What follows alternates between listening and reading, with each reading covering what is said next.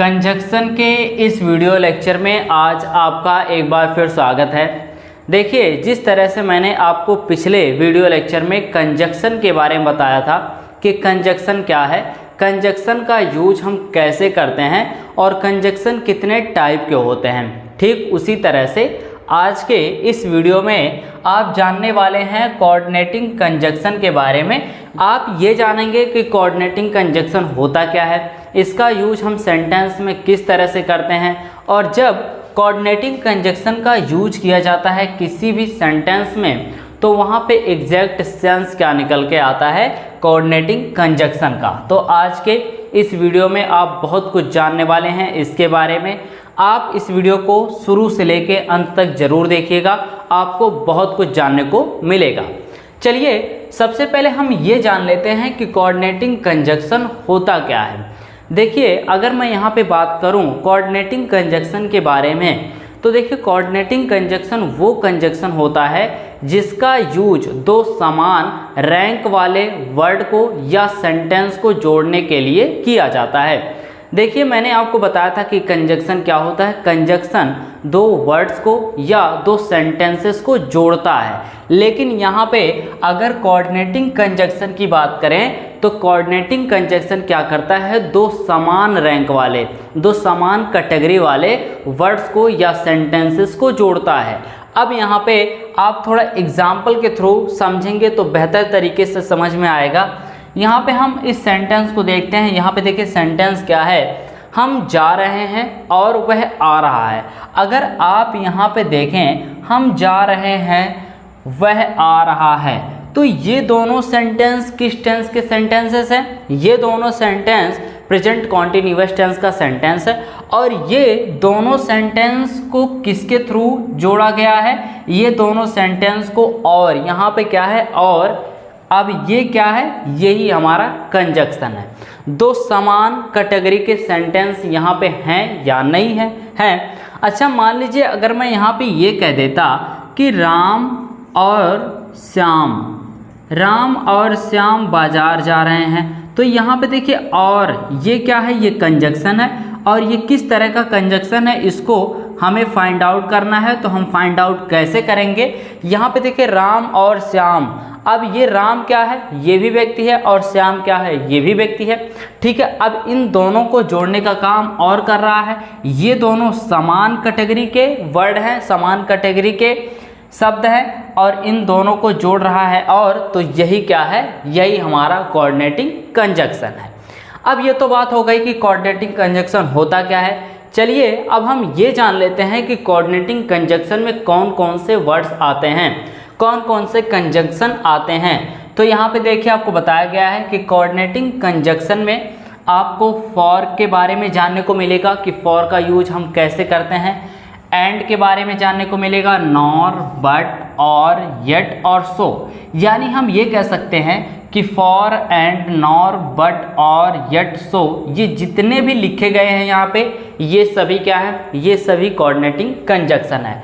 अच्छा, यहाँ पे आपको एक ट्रिक भी बताया गया है कोऑर्डिनेटिंग कंजक्शन को याद रखने का। वो ट्रिक क्या है कि अगर आपने फैन बॉयज़ को अच्छे तरीके से याद रख लिया, ठीक है, क्या आपको याद रखना है? Fan boys.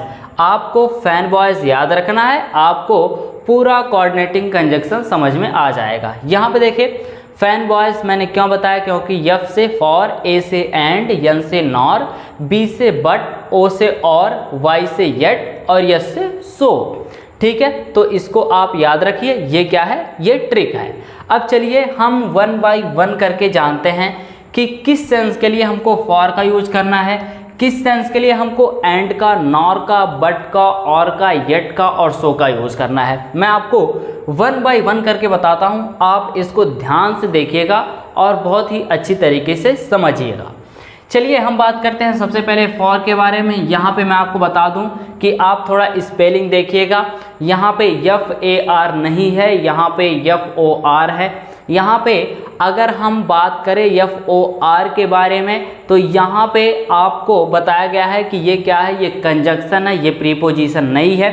लेकिन अगर हम FOR का यूज किसके तौर पे करते हैं, प्रीपोजिशन के तौर पे करते हैं, तो वहाँ पे सेंस क्या आता है, अलग आता है। मैं आपको दोनों सेंस बता देता हूँ कि जब फॉर का यूज कंजक्शन की तरह किया जाता है तो क्या सेंस निकल के आता है, और जब फॉर का यूज प्रीपोजिशन की तरह किया जाता है तो क्या सेंस निकल के आता है।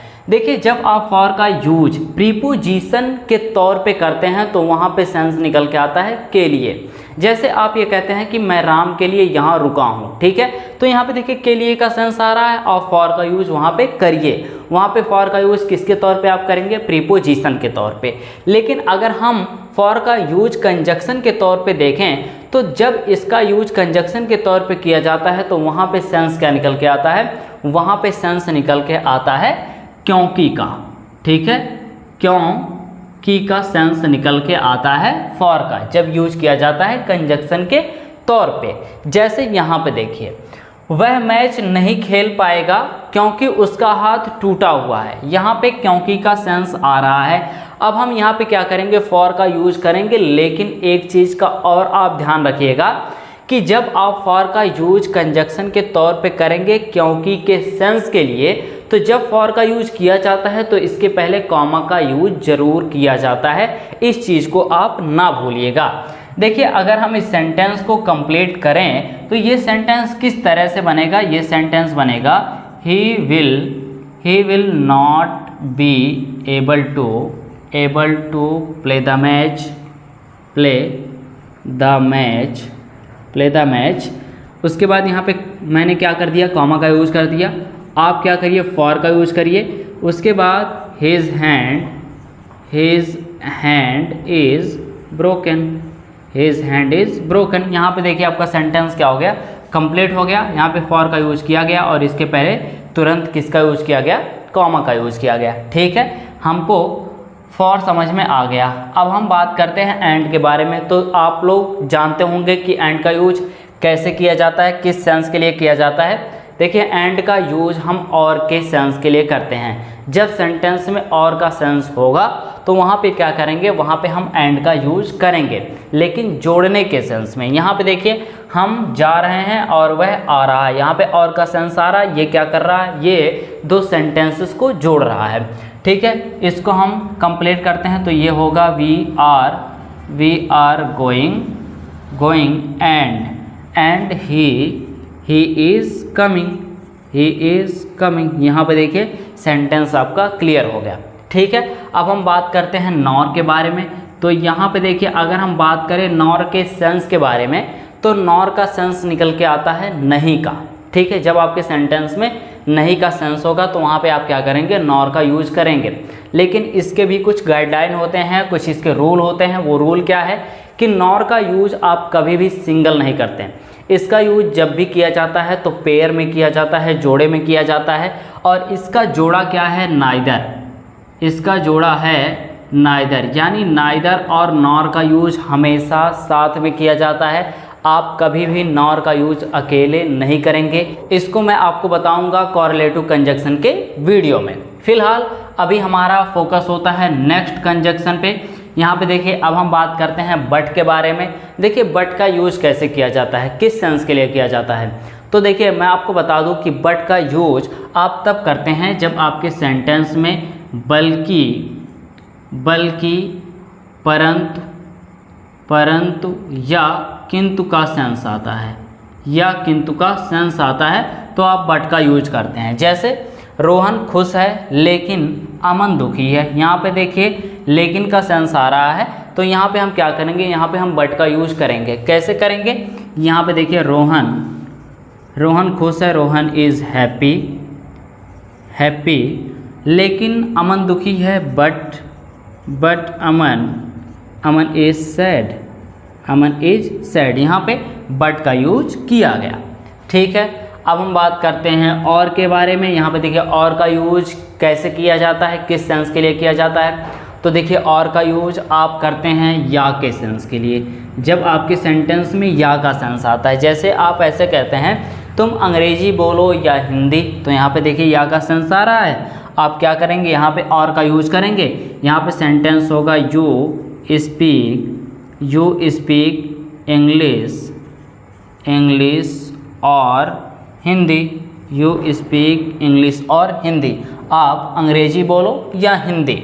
ठीक है, अब बात करते हैं येट और सो के बारे में। देखिए, अगर हम यहाँ पे बात करें येट के बारे में, तो येट का यूज कैसे किया जाता है, किस सेंस के लिए किया जाता है।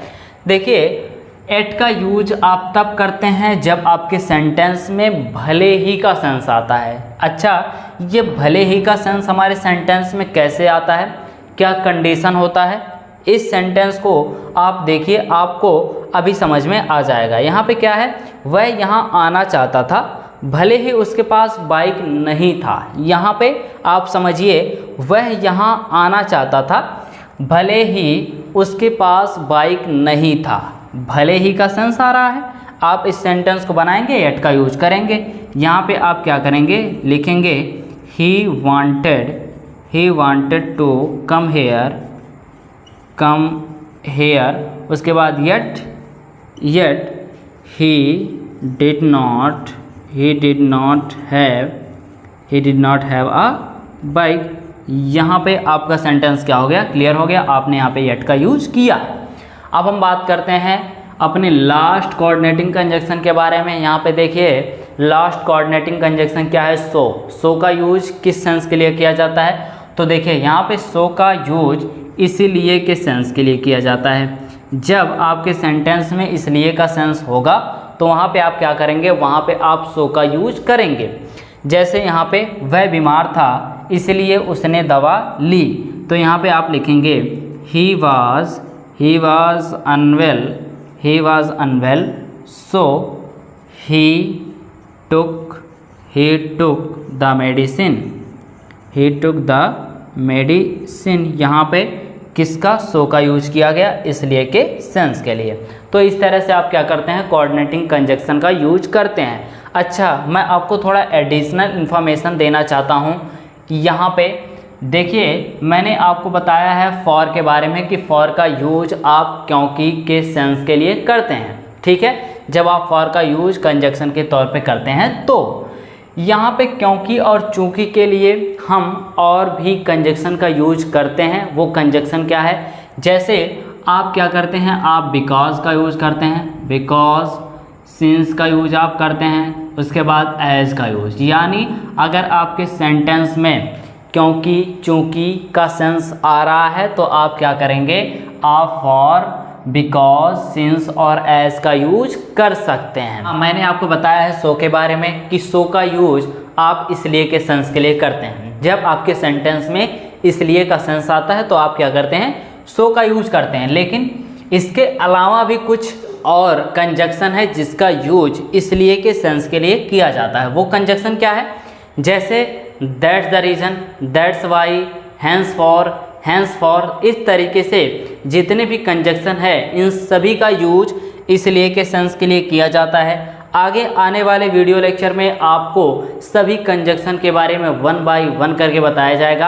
आप हर एक वीडियो को पूरी तरह से देखिए और समझने का प्रयास करिए। और अगर आपके माइंड में किसी भी तरह का कोई भी क्वेश्चन हो तो आप अनडाउटली क्वेश्चन पूछ सकते हैं कमेंट बॉक्स में, मैं वहां पे आपके क्वेश्चन का रिप्लाई कर दूंगा। फिलहाल आज के इस वीडियो में बस इतना ही।